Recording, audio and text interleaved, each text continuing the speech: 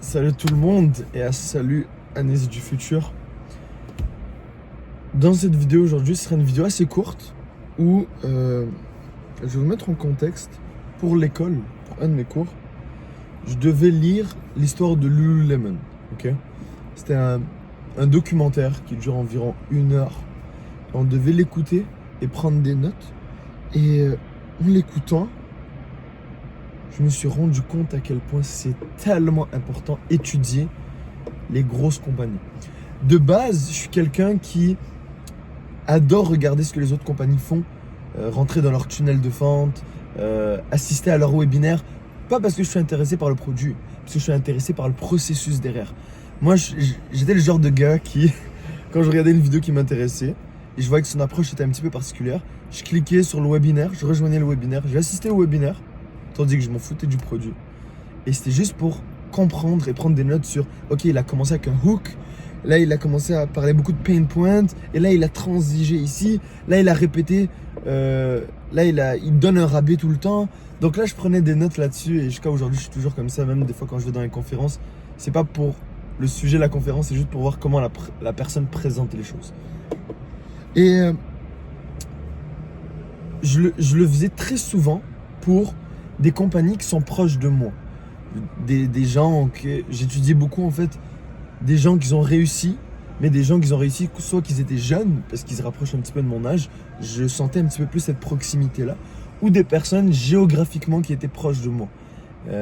Des Québécois qui ont réussi. Il y a par exemple Charles de Dromont-Inspirant, super bon. J'essaie d'analyser un petit peu tout ce qu'il fait. Charles de Dromont-Inspirant, Julien Haroun du Québec, celui de Bluff Supplement. On a Olivier Primo, un gros entrepreneur. Celui-là du Dragon, j'ai oublié. Lui j'ai écouté tellement de vidéos sur lui. J'essaie d'analyser tout ce qu'il faisait. Mais là, je le fais moins sur ce gars-là. C'est celui qui a fait François Lambert. Et en tout cas, il y en a plusieurs autres. Et des gens de mon âge qui sont un petit peu partout dans le monde ou pas très loin, dans la vingtaine. Mais jamais pour des grosses compagnies, comme Lululemon, qui vaut plusieurs de millions. Je pense même, là, ils ont dépassé la barre des 1 milliard de dollars. Je dis peut-être, je pense, mais je suis sûr et certain. C'est juste parce que le documentaire, il date de 2010. Et en 2010, c'était leur objectif, la barre des 1 milliard. Aujourd'hui, je suis sûr, ils l'ont explosé, cette barre-là. Donc, les leçons que j'ai retenues, ok, c'est à quel point une culture d'entreprise, c'est super important. Pour l'instant, j'en ai pas vraiment besoin. Je suis seul. En fait, je suis pas seul. J'ai quelques personnes avec moi. Mais c'est pas super important. On n'est pas une grosse équipe. Mais je pense que dès le début, implémenter cette vision-là de on n'est pas là pour faire de l'argent. On n'est pas là pour faire du cash rapidement. Je sais que beaucoup de gens peut-être m'écoutent. Et c'est un petit peu cette mentalité-là. J'avais aussi cette mentalité-là. Dès que j'ai commencé mon entreprise de cours de natation, mon objectif il est un petit peu plus shifté. Mais vraiment en écoutant ce documentaire-là, là ça a vraiment tourné. Et je vais vous expliquer un petit peu le processus derrière. Donc, créer juste un environnement, juste une culture d'équipe, même si elle est minuscule. Et moi ce que je compte faire peut-être pour la natation, c'est avoir... Moi j'ai vraiment cette culture-là de je veux tout faire pour que mon client à la fin réussisse à apprendre à nager. C'est ça mon but. Et je suis convaincu que, et ça c'est une certitude, c'est un fait, c'est factuel, si tu offres le meilleur service possible, tu donnes tous les efforts possibles, tu donnes vraiment pas ton 100%, ton 110% dans une personne et qu'elle atteint son objectif, elle va revenir te voir pour acheter un autre produit, elle va commencer à parler aux gens autour d'eux et ça va vraiment partir sur du bouche à oreille. Ça c'est factuel, ok? Et je l'ai vécu, moi je donne énormément d'énergie dans mes cours parce que c'est mon entreprise justement. Et j'adore ce que je fais, j'enseigne, j'adore ça. Et quand je vois les résultats, les gens ils sont super contents et ils en parlent à leur entourage. Il y en a qui me disent, j'en ai parlé peut-être à 10, ils me textent, ils me disent ok j'en ai parlé à genre 5 personnes dans mon travail et ça me rend super fier. Mais le but c'est de transmettre cette passion-là à d'autres personnes. Parce que les autres personnes c'est pas leur entreprise, moi c'est mon entreprise. Et c'est ça ce que Lululemon ont essayé de faire. Ils transféraient ce côté-là de c'est comme si un petit peu c'était ta business, tu dois te dépasser un petit peu.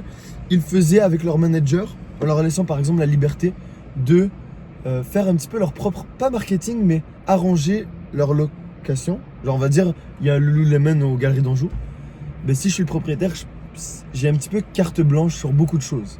Leur donner beaucoup de responsabilités à ce niveau-là. Il y a énormément de valeurs d'entreprise qui est mise de l'avant, l'équilibre de vie, des bonnes valeurs, et les gens quand ils vont travailler là-bas, ils sont contents, ils sont vraiment contents. Ça c'est un des petits trucs que j'ai appris, c'est un gros truc, mais moi ce que je vais appliquer c'est vraiment, je dois trouver une façon de transférer cette passion-là à justement les futurs moniteurs que j'aurai. Retenez bien ça parce que la suite c'est assez relié. Un autre truc, ok, que j'ai appris et que je vais appliquer, c'est que courir derrière les chiffres, c'est là où tu vas vraiment te perdre. C'est en courant derrière les chiffres que tu vas te foirer et que tu vas foncer sur un mur. Lululemon, ils ont construit leur base. Tu sais, ils ont eu une ascension hyper rapide, une croissance super rapide. Ok ? Mais ils ne couraient pas derrière les chiffres. Ils se concentraient vraiment à bâtir les choses étape par étape et vraiment faire en sorte que chaque bloc soit assez solide pour soutenir le prochain. Un des exemples, lorsqu'ils embauchaient, ils investissent, dites-vous, dans le temps, ok, c'est un documentaire qui a été fait en 2010, ils investissaient 3,7 millions de dollars par année juste pour entraîner les employés. C'était l'équivalent d'environ une formation là-bas, quand tu étais un nouvel employé. La formation, elle durait entre 40 heures et 1 mois. Est-ce que vous vous rendez compte à quel point ils mettent énormément d'argent et de temps pour former un employé? Et la raison est simple, c'est qu'ils ont compris que si leur employé, si leurs travailleurs, leurs vendeurs, peu importe, eux ils appellent pas ça des vendeurs, ils appellent ça des éducateurs. Ça c'est une autre stratégie de Lululemon. Mais ce que je disais, c'est que en formant ces employés-là, en s'assurant qu'ils ont bien compris les valeurs d'entreprise, l'énergie à dégager devant un client et qu'ils ont bien implémenté ça dans leur tête, le reste en fait allait se bâtir tout seul. Parce que si ton manager a vraiment la vision Lululemon, vit à la Lululemon, littéralement. En passant, ça fait partie de leurs critères de sélection. Parce qu'ils ont énormément de critères de est-ce que ta vie elle était balancée, est-ce qu'elle est balancée, des choses du genre juste pour comprendre un petit peu plus la vie de la personne, pour être sûr qu'elle match avec les valeurs de l'entreprise. L'exemple parfait c'est est-ce que tu apprécies la marque, tu portes beaucoup de Lululemon, etc. Et est-ce que tu suis ces valeurs-là? Parce que Lululemon, en fait, ils font des cartons avec leurs valeurs et ils les donnent à leurs employés, ils les donnent à leurs clients. Fait qu'il y a vraiment une culture derrière ça, la culture Lululemon. Et en tout cas, si tu es capable de former ton manager, mais ton manager, il va transmettre cette énergie-là à tes employés, aux personnes un petit peu en dessous, etc. Donc ça se bâtit un petit peu tout seul, entre guillemets. Mais il faut mettre beaucoup. Et ça, après, par la suite, ça se retransmet aux clients. C'est ça le plus important. Donc c'est super important. Et je pense que c'est un des trucs que j'ai négligé. Et une erreur qu'ils ont fait aussi, c'est qu'ils avaient énormément de problèmes au niveau des systèmes pour les ventes. Et là, il y a eu un nouveau CEO qui est rentré, il s'appelle Bob. Et ce gars-là, justement, lui, il était vraiment, on veut atteindre les chiffres. Et eux, ils comparent un petit peu mentalité Wall Street. On veut atteindre certains chiffres parce qu'il y avait Lululemon allait être public en bourse. Donc allait être une compagnie publique. Et ils voulaient atteindre une certaine valeur d'action, un certain nombre de localisations. Ils voulaient vraiment forcer la chose. Dès qu'il est rentré, il a commencé à engager 7 personnes d'un coup.